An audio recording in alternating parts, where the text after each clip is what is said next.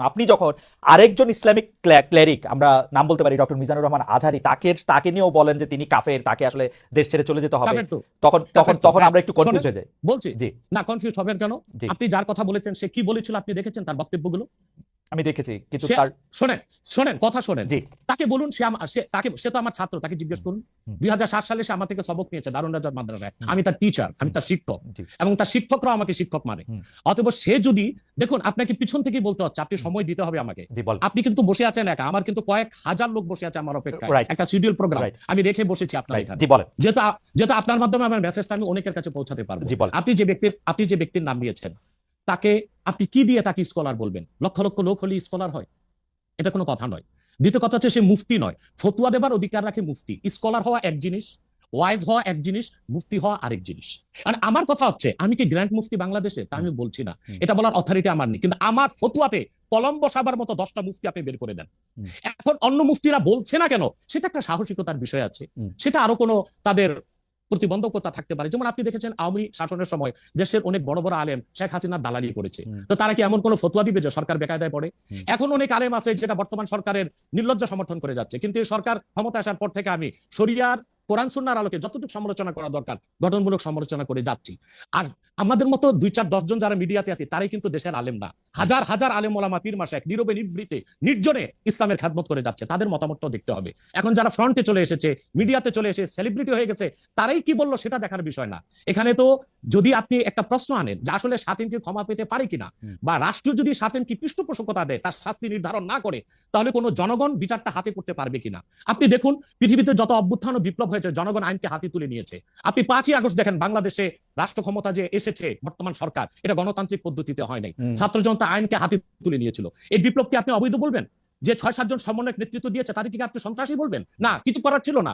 15 বছরে যে জগদ্দল পাথর ফেসিবাদী হাসিনা বসেছিল, গণতান্ত্রিক পদ্ধতিতে এটাকে সরানো সম্ভব হয় নাই, আইনকে হাতে তুলে নিতে হয়েছে। অতএব যদি গণতন্ত্রের স্বার্থ রক্ষে আইনকে হাতে তুলে নেওয়া যায়, আল্লাহ তার হাবিবের সুমহান ইজ্জত এবং স্বার্থে, আল্লাহ তার হাবিব সাল্লাল্লাহু আলাইহি ওয়াসাল্লামের ইজ্জতের বিপক্ষে কেউ কথা বলবে এবং ধারাবাহিকভাবে শাস্তি পাবে না, চলতেই থাকবে। আমরা শুধু মিটিং মিছিল করে লাঠি পেটা খাবো আর গুলি নিব। স্যার আপনার কাছে মনে হয় না, স্যার আপনার কাছে মনে হয় না এটা আপনার কাছে মনে হয় না এটা আপনার পয়েন্ট অফ ভিউ? বিকজ আপনি যা বলছেন, হ্যাঁ আপনি এটা ঠিক যে আপনি তো একজন স্কলার, শিক্ষক, পড়াচ্ছেন, এবং আপনি গ্র্যান্ড মুফতি না হলেও একজন মুফতি। কিন্তু আমরা ধরেন, আমি এখন কথা বললাম হচ্ছে যে বাংলাদেশে কিন্তু এটাও প্রচলিত যে যারা বলতেছে যে তারা আসলে যা কিছু পরীক্ষিত হাদিস নয়, যা কিছু পরীক্ষিতভাবে কোরআনের ফায়সালা নয়, তারা তা মানতে চান না। ধরা যাক ঈদে মিলাদুন্নবী সম্পর্কে তাদের একটা বয়ান আছে, তাদের আরো অনেক কিছু নিয়ে তাদের একটা বয়ান আছে। তাদের মধ্যে থেকেও কেউ কেউ আছেন যারা মক্কা মদিনায় বড় বড় জায়গায় আলেমের কাজ করতেছেন। আমি আব্দুর রাজ্জাক বিন ইউসুফের কথা বলতে পারি, আরো আপনি জানেন কাদের কথা আমি বলছি। তাদের কেউ কেউ মনে করেন আপনার পথ তো আসলে ঠিক না। 1 2 হচ্ছে আপনি যার কথা যেভাবে বলতেছেন যে ধরেন মিজানুর রহমান আজহারি কি আসলে একজন স্কলার কিনা। এখন কেউ কেউ তো এই প্রশ্ন তুলেছেন যে জনাব এনায়েতুল্লাহ আব্বাসীও যথেষ্ট পরিমাণে এই জায়গায় আছেন কিনা। সেই জন্য আমি জানতে চাইছিলাম যে আপনি যখন আইন হাতে তুলে নেওয়ার কথা বলেন স্যার, সেইটা কি আপনি কিভাবে তার যোগ্য, এবং আপনি ছাড়া আর কে আছেন এটার মধ্যে যোগ্যতার জায়গায় আর কি? আমি এখন বলছি, আমি মনে করি আমি গ্র্যান্ড মুফতি বাংলাদেশের। আচ্ছা, আপনি মনে করছেন আপনি গ্র্যান্ড মুফতি? ওকে, এবং এটা আমি চ্যালেঞ্জের। ওকে ওকে, এইটা বললে আমার ফতুয়ার বিপক্ষে, আমি শোনেন, আমার ফতুয়ার বিপক্ষে যে যাচ্ছে তাকে আমার সাথে বসান, আপনার প্ল্যাটফর্মে বসান। এক, দ্বিতীয় কথা হচ্ছে ঈদে মিলাদুন্নবী নিয়ে যে আপনি প্রশ্ন করেছেন, ঈদে মিলাদুন্নবী সাল্লাল্লাহু আলাইহি ওয়াসাল্লাম নিয়ে অনেক ডিবেট হয়েছে, এবং ঈদে মিলাদুন্নবীর পক্ষে যারা, তারাই বিজয়ী হয়েছে। আর বাংলাদেশে ওলামায়ে দেওবন্দের একটা বিরাট অংশ যারা মূল ধারার, তারা কিন্তু ঈদে মিলাদুন্নবী নিয়ে কখনো বিরোধিতা করে না। কিছু মাত্র স্কলার আছেন যারা কোনোভাবে পার্সেজ হয়ে আছেন, তারা ঈদে মিলাদুন্নবীর বিরোধিতা করে। আমরা বলি মিলাদ যার সিরাত নার তার, মিলাদুন নবী সাল্লাল্লাহু আলাইহি ওয়াসাল্লাম ব্যানারও মাহফিল হতে পারে, সিরাতুন নবী সাল্লাল্লাহু আলাইহি ওয়াসাল্লাম ব্যানারও মাহফিল হতে পারে। এবং আপনি শুনেছেন আজকে 4 বছর যাবত সৌদি সরকার উচ্চ ওলামা পরিষদ ফতোয়া দিয়েছে যে ঈদে মিলাদুন্নবী উপলক্ষে মাহফিল সৌদি আরবে হবে, এবং 12 রবিউল আউয়াল তারা রাষ্ট্রীয় ছুটি ঘোষণা করে রেখেছে। এবং বাংলাদেশে বর্তমান সরকারও যথেষ্ট আলেম ওলামা আছেন যারা কওমি ঘরানার এবং দেওবন্দ ঘরানার, যাদেরকে আমরা আহলে হক মনে করে থাকি, এবং আমরা মনে করি জৌনপুর, ফুরফুরা, সারসিনা, আহলে সুন্নাত, আহলে হক একই ধারাতেই চলে আসছে। তারাও কিন্তু ইসলামিক ফাউন্ডেশনের দায়িত্বে আছে, এবং তারা কিন্তু এবারও ঈদে মিলাদুন্নবী ব্যানারে প্রোগ্রাম করেছে, এবং আমি সেখানে অংশগ্রহণ করেছিলাম একদিন। অতএব বিচ্ছিন্নভাবে কে ঈদে মিলাদুন্নবীর বিরোধিতা করলো, আব্দুর রাজ্জাক সাহেবের নাম বলেছেন, ওনাকে বসান আমার সাথে কথা বলি, সংলাপ হতে তো কোনো দোষ নাই। ওকে, বা আপনি আরো যাদের কথা বলেছেন আচ্ছা তাদেরকে বসান আমাদের সাথে। আচ্ছা, আমার এখানে একটা সম্পূর্ণ জাস্ট প্রশ্ন আছে আইনের ব্যাপারে, যেহেতু তেহরিকে খতমে নবুয়তের শাখা যুক্তরাজ্যেও আছে, এখানেও আছে, আপনি একইভাবে এই কথা বা ভারতের পশ্চিমবঙ্গের কথা বলেছেন, এইখানে যেটা বলছেন সেটা কি যুক্তরাজ্য এবং ভারতের পশ্চিমবঙ্গের জন্য প্রযোজ্য? যুক্তরাজ্যেও যদি কেউ এই ধরনের কথা বলে তাকেও কি আপনি এরকম একটা কথা বলবেন বা বলতে পারবেন? জি জি বলবো। আমি যুক্তরাজ্যে যে সাফার করে এসেছি সেটা হ্যাঁ, শোনেন আগে। জি, 2 বছর আগে আমি যুক্তরাজ্যে গিয়েছিলাম। হুম, আমার সাতটা প্রোগ্রাম ছিল। ওকে, 4টা প্রোগ্রাম করতে পেরেছি, 3টা প্রোগ্রাম আমি করতে পারিনি। হুম, এবং সেখানে আমার বিরোধিতা করেছিল নাইজেল ফারাজ। হুম, আপনি জানেন তাকে, নাইজেল ফারাজকে জানেন, সিএনএন হ্যাঁ, নিউজ প্রেজেন্টার, হুম, এবং সে ব্রেক্সিট আন্দোলনের হোতা ছিল, হুম, এবং সে ব্রিটিশ পার্লামেন্টে মেম্বার ছিল। আমার যেদিন সেন্ট্রাল লন্ডনে প্রোগ্রাম ছিল, নাইজেল ফারাজ লং মার্চের ঘোষণা দিয়েছিল এবং আমি সেখানে যেতে পারিনি। কেন? নাইজেল ফারাজ 23টা প্রতিবেদন করেছিল আমার বিপক্ষে, তার মধ্যে উল্লেখযোগ্য ছিল যে আমি মুরতাদের শাস্তি মৃত্যুদণ্ড চাই। হুম, বাট ব্রিটিশ পুলিশ আমাকে অ্যারেস্ট করেনি এবং ব্রিটিশ পুলিশ আমাকে শুধু প্রোগ্রাম করতে দেয়নি সহিংসতা বেশের জন্য। কিন্তু আমি রানীকে গালি দিয়েছি, সেটাও সেখানে তুলে ধরা হয়েছে। আমি রানীকে মুরতাদের গালি দেওয়া শাস্তি যায় মৃত্যুদণ্ড ইংল্যান্ডে? চাই। হ্যাঁ হ্যাঁ, মুরতাদের সাথে মৃত্যুদণ্ড চেয়েছি, সেইটা 23টা প্রতিবেদন করে আমারই বক্তব্য ফতোয়াগুলো সেখানে লন্ডনে দেখানো হয়েছে। ওকে, আমি বাংলাদেশে যে চরিত্র, লন্ডনে সেই চরিত্র, পশ্চিম বাংলায় সেই চরিত্র। ওকে, আমি এইবার একটু, আপনি যেহেতু মুফতি এবং নিজেকে পরিচয় দিলেন গ্র্যান্ড মুফতি, আমি একটা বিষয় একটু মনে করি একটু, হ্যাঁ জি, মনে করি জি, আপনাকে একটা বিষয় একটু আপনার দৃষ্টি আকর্ষণ করতে চাই, সেটি হচ্ছে যে আপনি মানে আপনার কাছ থেকে বুঝে নিতে চাই স্যার, যে যদিও আপনি আসলেই আমার চেয়ে বয়সে ছোট, কিন্তু আসলে বিদ্যায়, বুদ্ধিতে, শিক্ষায়, অনেক কিছুতে মানে জ্ঞানে আপনি আমার চেয়ে বড় বলে আপনাকে স্যার সম্বোধন করছি আমি। হয়তোবা না, আপনি আপনি বলেছেন যে মসজিদে গিয়ে নারীদের জন্য বা মহিলাদের জন্য জামাতে নামাজ আদায় করা মাকরু, কিন্তু আমি আপনার এই বক্তব্যটার পরিপ্রেক্ষিতে আমি দেখতে পাচ্ছি যে এটা তো বরং মাকরু নয়, কেউ কেউ এটাকে মুস্তাহাব বা এনকারেজ বলতে চান। অনেকে উদাহরণ দিচ্ছেন আয়েশা, যিনি প্রফেটের স্ত্রী ছিলেন, রাদিয়াল্লাহু আনহা, রাদিয়াল্লাহু আনহা, বলেন। হ্যাঁ আয়েশা রাদিয়াল্লাহু আনহা, উনি ইমামতি করে মেয়েদের নামাজ পড়িয়েছেন, এবং যে জায়গায় আপনি এটা মুকরু বলছেন ওই জায়গায় কেউ মুস্তাহাব বলতে গিয়ে আপনার বক্তব্যের বিরোধিতা করছেন। এটা নিয়ে আপনি যদি আমাদের একটু বলেন। এটা আমি চ্যালেঞ্জ করছি, ওপেন চ্যালেঞ্জ। জি, আম্মা জান আয়েশা রাদিয়াল্লাহু তাআলা আনহা কখনো ইমামতি করেননি, বরং ও জাকওয়ান ইমামতি করেছিল, পিছনে তিনি নামাজ পড়েছিলেন। সেটা ফরজ নামাজ ছিল না, তারাবিয়ার নামাজ। আপনাকে যে তথ্য দিয়েছে সে ভুল তথ্য দিয়েছে। ওকে, সেটা মেয়েদের নামাজ পড়াটা মুস্তাহাব কিনা? এক এক দ্বিতীয় হচ্ছে, আল্লাহ হাবিব সাল্লাল্লাহু আলাইহি ওয়াসাল্লামের নূরের জামানায় মসজিদ নববীতে হুম, মহিলাদেরকে অ্যালাউ করা হতো, তারা নামাজে আসতেন। হুম, কিন্তু আল্লাহ হাবিব সাল্লাল্লাহু আলাইহি ওয়াসাল্লাম মহিলাদেরকে নিরুৎসাহিত করেছিলেন, নিষেধ করেন নাই। হুম, কারণ মহিলাদেরও দিন শেখা বাকি ছিল এবং আল্লাহ হাবিব সাল্লাল্লাহু আলাইহি ওয়াসাল্লামের কাছে ওহী আসতো, হুম, সেজন্য মহিলাদের নিষেধ করা হতো না, তারা মসজিদে আসতেন। হুম, হযরত ওমর রাদিয়াল্লাহু তাআলা আনহু তার খেলাফতের সময় বলেছেন মহিলাদের জন্য ঘরেই নামাজ পড়াটা উত্তম। হুম, তখন প্রচুর পরিমাণ সাহাবী উপস্থিত ছিলেন, তারা হযরত ওমরের এই কাজে কেউ বাধা দেননি। হুম, সেজন্য মহিলাদের মসজিদে আসাটা হারাম নয়, মাকরু বলা হয়েছে জামাতে আসা। কারণ আম্মাজান আয়েশা মাকরু, রাদিয়াল্লাহু তাআলা আনহা নিজেও বলেছিলেন যে বর্তমানে মানে 1500 বছর আগেই আম্মাজান আয়েশা বলেছেন যে এখন মহিলাদের মসজিদে না আসাই উচিত ফিতনার এই সময়। তো 1500 বছর আগে যদি ফিতনার আশঙ্কা করে আম্মাজান আয়েশা হুম, মসজিদ নববীতে মহিলাদের আশাটাকে নিরুৎসাহিত করে থাকেন, তাহলে হযরত ওমর রাদিয়াল্লাহু তাআলা আনহুর সিদ্ধান্তটা সঠিক ছিল। আর বর্তমান যুগে সেটা আমরাও নিরুৎসাহিত করি, এজন্যই মাকরু বলি। মাকরু মানে হারাম নয়, খুব কঠিনভাবে নিষিদ্ধ নয়, জাস্ট নিরুৎসাহিত করা। আপনি মাকরু, এবং এটা আপনি মাকরু ফতোয়াটা কোথায় পেলেন? আর আপনি যে বলছেন যে হ্যাঁ, হ্যাঁ, কোথায় আয়েশা পেলাম রাদিয়াল্লাহু বলছি।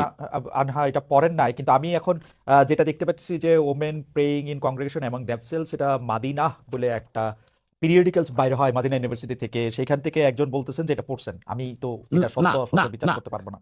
আয়েশা রাদিয়াল্লাহু তাআলা আনহা ইমামতি করেননি, তিনি জাকওয়ান ওনার খাদেমের পিছনে নামাজ পড়েছেন। ওকে, সেটা ফরজ নামাজ ছিল না, তারাবিহের নামাজ ছিল। হুম, জি, এটা বুখারী শরীফের হাদিস। আহ, আমাকে সময় দিলেন, বের করে দিব। আচ্ছা ঠিক আছে, আপনি কি এইটা একটু বলবেন যে মাকরুটা আপনি কোথায় পেলেন? এটা হানাফিদের সর্বসম্মত মত, হানাফিদের সর্বসম্মত মত যে মেয়েদের মসজিদে গিয়ে নামাজ মাকরু। পড়াটা মাকরু। জামাতে জামাতে হজের যাওয়া মাকরু। হজের সময় ওটা ভিন্ন বিষয়, ওইটা ভিন্ন হজটা তো বিষয়, ফরজ। হজটা জি, ফরজ, এবং সেখানে নামাজ আদায় করা ওই সময় মেয়েরা হ্যাঁ, জামাত আদায় করতেছে, একেবারে। ওইটা ওরা করতে তারপর পারবেন, পারবে কিন্তু পরে আর এমনিতে নরমালি আর পারবে না। পারবে না মানে বললাম তো নিরুৎসাহিত করা ইফ হয়েছে, তারা ইফ ইট ঘরে ইজ, পড়বে, ঘরে স্যার পড়াটাই স্যার উত্তম। এটা যদি মকরু হইতো এখন তাহলে কি হজের সময় এটা পড়াটা জায়েজ থাকতো? না, স্থানকাল ভেদে পার্থক্য আছে না। আপনি এখন তো আপনি আজকে আগামীকাল দুপুরে আপনি পানাহার করতে পারবেন, হুম, কিন্তু পহেলা রোজায় দুপুরে পানাহার করতে পারবেন? সেটা তো এটা হারাম হয়ে যাবে না? তার মানে হচ্ছে স্থানকাল পাত্র বেশে হুকুমটা ভিন্ন হবে না? হবে, কিন্তু যেটা আপনি যেখানে যেটা আরে হজে আরে পারমিটেড, শোনেন, যেটা হজের ওকে, মাঠে পারমিটেড, সেটা আর পৃথিবীর কোথাও হজটা বাকি কি? হইতে পারে?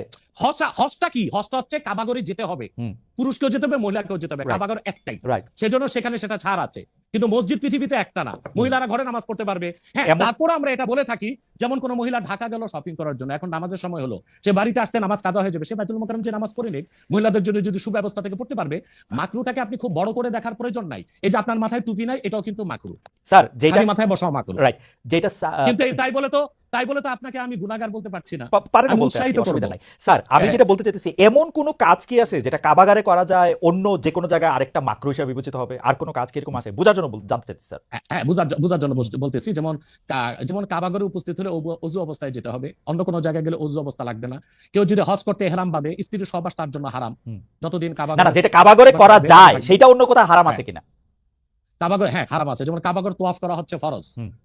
হজের একটা ফরজ, কিন্তু হুম। পৃথিবীর অন্য কোনো ঘর কোনো জায়গায় তোয়াফ করা যায় না। সুতরাং সেখানে যেটা যে অন্য জায়গায় যায় না। মানে যেহেতু কাবাগর তো অফ করা যায়। মানে কাবাগরে, হুম। কাবাগর শুধু তোয়াফের জায়গা, ওকে কাবাগর তোয়াফ করা ফরজ, ওকে। কিন্তু পৃথিবীর অন্য কোনো মসজিদ হুম। বা আল্লাহর অলির কোনো কবর বা মাজার তো তোয়াফ করা যাবে না, সেটা তো সেরে। আচ্ছা তাহলে স্থানকাল পাত্র ভেদে এবং সময়ের ভিন্নতার কারণে হুকুম পরিবর্তন হয়। ওকে। যেমন আমি আপনাকে একটা উদাহরণ দিয়েছি, হুম। আগামীকাল আপনাকে দুপুরে খেতে হবে, হুম। সেটা খাওয়া আপনার জন্য সওয়াবের কাজ। আল্লাহ হুম। বলেছেন কুলু ওয়াশরাবু, হুম। খাও পান করো, কিন্তু ঠিক পহেলা রোজার দিন দুপুরে আপনি খেতে পারবেন না, সেটা হারাম।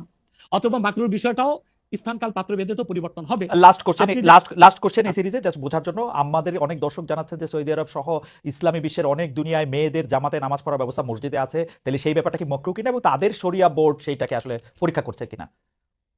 আবার বলেন তো প্রশ্নটা। এমন অনেক মুসলিম দেশ আছে সৌদি আরব সহ, আরব দেশ সহ, যেখানে জামাতে মেয়েদের নামাজ পড়ার ব্যবস্থা আছে, বিশেষ করে রমজানের সময় তো তারাবির নামাজের ক্ষেত্রে মেয়েরা অনেকেই যান। তো সেই ক্ষেত্রে তারা এই মাকরুর ব্যাপারটা অবগত কিনা, তাদের শরিয়া ব্যাপারটার দিকে নজর আছে কিনা? আপনি হয়তো ভুলে গেছেন আমার উত্তরটা, হানাফি মাযহাব মতে মাকরু। আমরা যেটা আচ্ছা। মাযহাব হানাফি মানি, হুম। এই জন্য মাকরু, কিন্তু সৌদি আরবে হানাফি মাযহাব না, হাম্বলি মাযহাব, আচ্ছা সেখানে মাকরু না। আচ্ছা। মানে হানাফি মাযহাব মতে মাকরু। ওকে, আমি পরের আপনার আপনার বক্তব্যটা নিশ্চয়ই অন্য আলেমরাও শুনেছেন, তারা তাদের মতো করে তারা ব্যাপারটা বিবেচনা করে দেখবেন। আমরা এটা শুনলাম।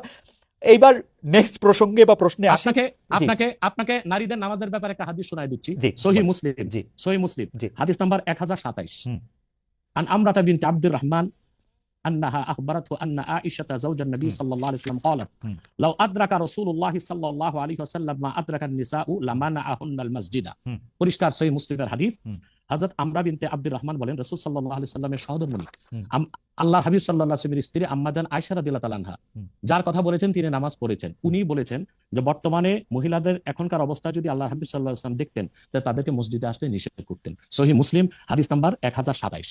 আপনি সেই স্কলারদেরকে বলেন এই হাদিসটার জবাব আমাকে দিতে। ওকে। তার মানে মানে তার মানে আমি আমি তার আমি মানে আসলে আমি আসলে তার জি মানে আমি শেষ করি জি শেষ করি জি তার মানে হচ্ছে মহিলাদেরকে মাকরু বলার দ্বারা হানাফি মাযহাবে যে নিষেধ করা হয়েছে, কঠিন নিষেধ না, হুম। মানে নিরুৎসাহিত করা হয়েছে। ওকে, ঠিক আছে, এটা নিশ্চয়ই এটা নিরুৎসাহিত করা হয়েছে, এটা আপনি বলছেন, নিশ্চয়ই এটা একটা প্রণিধানযোগ্য। আমি এবং আমি দলিল দিয়েছি, আমি দলিল দিয়েছি, আমি আমি দলিল দিয়েছি। আমি আমি এই বিষয়ে আর আপনার সাথে পরবর্তী প্রসঙ্গে আসি। সেটা হচ্ছে যে আমরা মানে আপনি এখানে আসবেন, অনেকে অনেক ধরনের মন্তব্য করেন, প্রশ্ন করেন, অনেকের মধ্যে অনেক ধরনের উৎসাহ আছে, অনেক ধরনের জানার বিষয়ও আছে। সেই জন্য আপনি যেটাকে বলছে হচ্ছে যে আপনাকে বলা হচ্ছে যে একজন পেশাদার বক্তা, যখন আপনি যেহেতু আপনি বক্তৃতা দিয়ে টাকা নিয়ে থাকেন, এইটা আপনি ঘন্টায় কত টাকা নেন সেটা নিয়েও মানুষের মধ্যে উৎসাহ আছে। এই ধরনের বিষয় নিয়ে আপনি কি বলবেন? কেউ কেউ আবার বলে থাকেন আপনি যে বক্তৃতা দেন সেটা দিয়ে একটা নির্দিষ্ট অঙ্কের টাকা নেওয়াটাও আসলে ঠিক হচ্ছে কিনা, সেটা নিয়ে অনেক অনেক প্রশ্ন। অনেকে, গোস্তাকে মাফ করবেন, অনেকে আপনাকে হেলিকপ্টার হুজুর বলেন, কারণ আপনি বিভিন্ন জায়গায় হেলিকপ্টারে যেতে পছন্দ করেন। এই ধরনের নিউজ, এই ধরনের আলোচনা আপনি আসলে কিভাবে নিয়ে থাকেন? দেখেন, আপনি একজন স্বনামধন্য সাংবাদিক এবং আপনি সাংবাদিকতার মাধ্যমে বাংলাদেশের অনেক উপকার করেছেন, কিন্তু কোনো হিংসুক বা নিন্দুক যদি বলে খালেদ মহিউদ্দিন একজন বাচাল, বাচালি করে টাকা কামাই করে, এটাকে আপনি মানবেন? মানবো, আমি বক্তা না, মানবো। আমি হচ্ছে দায়ী কথাই তো বেচা আল্লাহ, খাই। দায়ী আল্লাহ। আমি আমি আমি আমি আপনি ঠোঁট চেয়ে খান, কিন্তু আমি মেধা দিয়ে সেবা করি মানুষকে। হ্যাঁ। আমি বক্তা নই, আমার পরিচয় হচ্ছে, দেখুন আমাদের একটা ইতিহাস আছে, আমি পেশাদার কোনো বক্তা নই, হুম। আমি হচ্ছে দায়ী আল্লাহ, আল্লাহ দিনের দাওয়াত মানুষের কাছে পৌঁছে দিই। এখন আসে টাকার বিষয়। বাংলাদেশে কেউ কোনোদিন দেখাতে পারবে না আমি আমার নিজের জন্য কোনো টাকা চেয়ে নেই। যদি আমি কোনো প্রোগ্রামে কন্ট্যাক্ট করে টাকা নিতাম, তো সর্বনিম্ন 3 লাখ টাকা রেট রাখতাম, হুম। কিন্তু কখনো কখনো আমাকে তারা খুশি হয়ে যাবে সেটা আমি নিয়ে থাকি। দ্বিতীয় হচ্ছে হেলিকপ্টার প্রসঙ্গ, এটা হচ্ছে আমার অত্যন্ত প্রয়োজন। হেলিকপ্টারটা আমার চেয়ে বেশি বাংলাদেশে শেখ হাসিনা ব্যবহার করেন, এটা আমি অহংকার করে বলছি না, আল্লাহ তাআলার শুকরিয়া আদায় করছি। এবং বাংলাদেশে অনেক বক্তা বা স্কলার এক সময় আমার বিরোধিতা করেছে, আমি হেলিকপ্টার কেন চলি, হেলিকপ্টারে কেন যাই। বাংলাদেশে 2014 সাল থেকে ব্যাপকভাবে আমি হেলিকপ্টারে যাচ্ছি। এখন অনেক বক্তা, স্কলার বা স্ক্রু ড্রাইভার যাই বলেন, তারা হেলিকপ্টার ব্যবহার করছে, এখন আর সমস্যা হচ্ছে না। আমারটাই আর কি সমস্যা ছিল। হেলিকপ্টারটা কেন ব্যবহার করি, আপনাকে একটা সহজ উদাহরণ দিচ্ছি। গত পরশুদিন আমার একটা প্রোগ্রাম ছিল মেঘনাতে, দিনে বাদে জোহর, আর রাতে আমার প্রোগ্রাম ছিল রংপুর হারাগাছ, সেটা মিডিয়াতে ব্যাপক প্রচার হয়েছে। পরের দিন আমার প্রোগ্রাম ছিল কালকে লোহাগাড়া, এই চট্টগ্রাম সাতকানিয়া। এখন আমি হেলিকপ্টার ব্যবহার না করে দিন ও রাতে 3টা প্রোগ্রাম করা কি আদৌ সম্ভব? না, সম্ভব না। যেখানে আমার বাড়ি আব্বাসী মঞ্জিল থেকে চিটাগাং রোড যেতে 1.5 ঘন্টা লাগে। হুম। তা আমি কিভাবে মেঘনার প্রোগ্রামটা দিনে করে রাতে হারাগাছ করে পরের দিন চট্টগ্রাম যাই? আমাকে এটা অনিবার্য কারণে হেলিকপ্টার ব্যবহার করতে হচ্ছে, এবং সেটা জনগণই দেখে। এর জন্য তো আমাকে হেলিকপ্টার হুজুর বলতে পারে না। এখন যে হুজুর নৌকায় চড়ে মাহফিল করতে যায় তাকে কি নৌকা হুজুর বলবেন? বা যিনি প্রাইভেট কারে প্রোগ্রাম করতে যায় তাকে কি বলবেন ট্যাক্সি হুজুর? প্রাইভেট এগুলো হচ্ছে না, এগুলো হচ্ছে না, এগুলো হচ্ছে আমি গাড়িও ব্যবহার করি যখন যেটা লাগে।